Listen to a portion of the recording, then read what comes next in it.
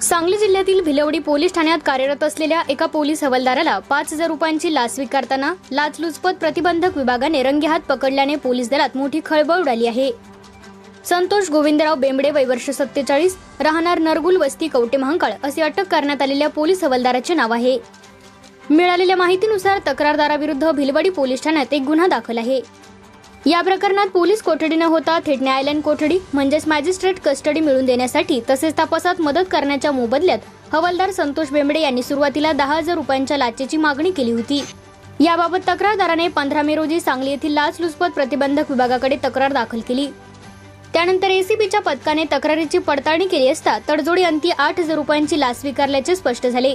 त्यापैकी 5,000 रुपये तात्काळ आणि उर्वरित रक्कम पुढील दिवशी देण्याचे निश्चित करण्यात आले होते। यानंतर एसीबीच्या पथकाने भिलवडी पोलीस ठाण्यासमोरील पोलीस रेस्टरूम जवळ सापळा रचला। तक्रारदाराकडून 5,000 रुपयांची लाच स्वीकारत असताना हवालदार संतोष बेंबडे यांना एसीबीच्या अधिकाऱ्यांनी रंगेहात पकडले। या कारवाईनंतर एसीबीच्या दुसऱ्या पथकाने कवटे महांकाळ शहरातील संतोष बेंबडे यांच्या निवासस्थानी झडती घेतल्याची माहिती समोर आली आहे। या घटनेची माहिती शहरात वाऱ्यासारखी पसरल्यानंतर मोठी चर्चा सुरू झाली आहे। दरम्यान या प्रकरणी भिलवडी पोलीस ठाण्यात भ्रष्टाचार प्रतिबंधक अधिनियम 1988 च्या कलम 7 अन्वये गुन्हा दाखल करण्याची प्रक्रिया सुरू आहे। ही कारवाई पोलीस उपाधीक्षक श्रीमती यास्मीन इनामदार यांच्या मार्गदर्शनाखाली पोलीस निरीक्षक किशोर कुमार खाडे, योगेश चव्हाण आणि एसीबीच्या सापळा पथकाने यशस्वीरित्या पार पाडली।